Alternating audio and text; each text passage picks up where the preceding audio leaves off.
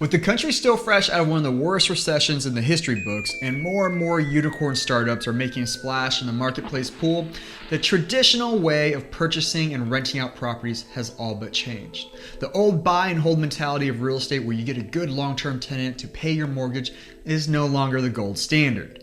There's wealth to be built and cash flows to be had, but which one has the better return? Short-term, vacation style, or long-term, 12-month leases? Let's find out. Slap hands, bump fists, let's go. Today's video is sponsored by Tenant Cloud, a cloud-based property management system that allows you to manage up to 75 units for free. Now, some great things about Tenant Cloud is that you can accept and manage applications, collect rent, store accounting records, manage maintenance, and even get a personal listing website. So right off the bat, whether short-term or long-term is better, I'm going to tell you short. But I prefer short-term because of my strategy, but I also own and have managed long-term properties as well. It really depends on a few key factors to determine which one makes you the most money. Now, the depends breaks down to a few key areas. 1, are you planning on living on site as well? 2, does your city allow vacation homes? 3, does your city draw in more long-term renters or travelers? And then lastly, which can help and hurt you? How different and unique is your property? And we'll get more into this later. Now, the traditional method is buy property, have the tenant pay your mortgage, you bank off the cash flows, although relatively low for most long-term rentals. You also gain appreciation and tax benefits of owning a rental property. Now, this is a good time to have a long-term rental, as more and more cities are cracking down on vacation rentals and people are still reeling back from the housing crisis. So if you're smack dab in the middle of a city that pretty much heavily regulates Airbnb, think of San Francisco and New York, which kind of sucks because they're probably the most traveled to cities in the US, but you do pretty okay with a long-term rental. Now, let's say that you buy a $300,000 home in one of these cities, if you can find that, but let's just use it for the sake of this example. A 3-bedroom, 2-bath home, $300,000. With taxes and insurance, we're looking at a rough cost of about $2,000 a month. Now, if you live in an area that can get you $2,000 a month in rent, or slightly more, great. You're either going to break even or make a slight income and hopefully banking on the appreciation of the home and property. If you cannot get that $2,000 a month and you can only rent it out for, let's say, $1,800, you have to ask yourself, is it worth to lose $200 a month for the potential change in marketplace or value of the home when it comes time to sell? That requires speculation in the mind of an investor. Sometimes that math does work out in your favor if you have the funds to offset the negative cash flow in the short term or until rent prices go up. But one thing I've noticed is that typically with a turnkey home, meaning you have to do little to no updates, is that your rental income will float around your mortgage and tax payments, and a lot of times slightly below. Very rarely do you find a market where you can buy a turnkey home and rent it out for more than your payments. Now, with short-term rentals, which is very new as Airbnb brought it to the mainstream in the last decade, the newer short-term rental model is primarily in and around major cities. It adds a new option for homeowners and investors. The big thing that directly affects profitability is what's your average nightly rate, your occupancy rate, and is the additional management and cleaning worth it to you? The housing market for travelers has been skyrocketing this past decade, and it's projected that sites like Airbnb will soon take over the hotel industry sometime this year. We know that hotels are fighting back, local governments are regulating, and competition with other hosts is anything short but fierce.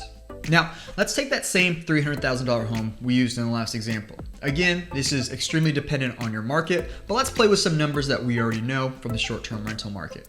Running some very basic math, we can work out that the average nightly stay is $188 across the board. Now, let's take out a rough estimate of $75 for the cleaning fee, and we're sitting right around $120 a night, which is very much on par with the properties that I've seen and managed. Now, let's apply a very standard 80% occupancy rate, and we're looking at a top line revenue of $2,800 a month. With your mortgage at $2,000, add in utilities and extra insurance for short term, and you'll be right around $2,200 for a month to hold on to that home. You're now cash flowing $600 a month. In contrast to the long-term model of breaking even, or actually you're most likely gonna be losing a couple $100 each month. But remember, there are a lot more variables with short-term. Seasonality, what nights get booked out, and possible regulations and permit fees from your local government. but you are rewarded with a decent cash flow. And as an added bonus, if you're looking for a side hustle or just a gig and clean the place yourself, you can pocket the cleaning fee, which will further increase your monthly cash flows by a few $100s. Now, with short term, you also have the option of residing and living on the property, whether that's the basement, the ADU, camper, I don't know. But the point is that you can still live on the property when you do short term. In some cities, they require it. However, in long-term model, unless it's a duplex or a multifamily unit, you usually live off-site. You typically don't live on the property. So right off the bat, it looks like short-term rentals is the clear winner. Well, hang on a sec. Let's go over some things when it comes to short-term rentals. First thing is variability. You have to bankroll and fund the low season, furnishing, and be able to fix things very quickly. Second, you have a much higher degree of management, whether that's from your end or you pay a professional management company 25, maybe 35+% of your revenue. Now, long-term isn't all peaches and cream either though. Long-term properties do not uphold as well as short-term. Simple maintenance stuff, scuffs, and other so-called minor damages add up over the year or years a tenant is in the home that you don't catch or they simply don't tell you about. Also, if you're working full-time, a lot of folks find it difficult to manage a property and tenants. That's why a lot of folks, including myself, who actually rely on management software or professional management companies to take care of their investments. However, I like to be hands-on and I don't find the expensive fee of management worth it, so I prefer the former option. And then third, landlord laws are a lot more strict and difficult. When it comes to evictions, notices, squatting, etc., it can be a legal nightmare. So how do you decide then? Well, we know you'll gain the appreciation of the property in either case, so that's a moot point, but it comes down to really two things. The first one is what kind of entrepreneur landlord do you want to be? And the second, which kind of rental does your particular market favor? If you can answer these two questions, then you'll be savvy and know which one is best for you. Short term is going to be a lot more hands-on and you're not just a landlord, you're actually running a mini business where you focus on the customer experience and you live and die off of reviews. Long term is going to be more set and forget it in 6 to 12 month stints. However, you get paid a lot less and a lot of times your property isn't taken care of as well as you'd like it to be. With that all said, everyone has a different preference, but at the end of the day, holding all things equal, assuming you're in a city with a balance of long-term renters and travelers, you'll almost always make more cash flow with short-term rentals if you have a good enough property. Which brings me all the way back to that fourth issue from the beginning of the video, how different and unique your property is. Typically in traditional real estate, you don't want to be too different since you want to keep resale values high.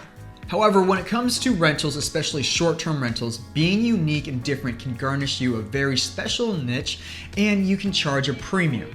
Usually the ones that are the most different and can offer travelers a new experience, those are the properties that tend to do the best and can easily double or even triple the average expected cash flows. Choosing which type of rental that gives you the best cash flow can be tough, but managing your property as a beginner doesn't have to be with sites like Tenant Cloud, where users can manage up to 75 units for free.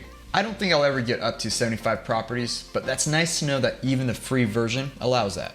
But the real kicker is when you up it to the standard plan, where you get access to free online payments and the ability to send lease agreements and receive e-signatures. That's right, no more dealing with paper, printers, or the post office. It's super easy to set up and get going. Once you've created your account, it takes only minutes to add your tenant and begin managing everything through the platform. And if you have a more robust portfolio of properties and units, there's the advanced plan, where you gain priority support and access to syncing everything to QuickBooks for an easy transition to manage your books and end of the year taxes. But other than accepting online payments without a fee and being able to receive e-signatures, my favorite thing is being able to do tenant screenings all from the Tenant Cloud site. Doing a good background check is perhaps one of the most important things to do before renting out your property. A lot of times I have to bounce back and forth between sites to conduct a thorough background check. Now you can do it all securely from one place since Tenant Cloud is connected with background screening companies. So if you're looking at easing up the stressors of managing rentals, I suggest you give Tenant Cloud a try. And right now if you sign up for the standard plan and send a message saying Kai sent you and you want to try the next day payment option, you'll have free access to their next day payment feature, which allows you to receive your rental income even faster than the standard 3 to 5 business days. You made it to the end of the video. You're a legend. If you want to help me and the channel out, then you can hit that like button. And if you want to stay in the loop for more videos like this, you can subscribe and learn more about me in the About page. You can subscribe right here and I'll make it easy for you, this nice little round icon. And then I'll have 2 playlists, boom and boom, right here, where you can find more content on rentals and how I made enough money to quit working in my 20s. Thanks for tuning in today. See you next week. Kai out.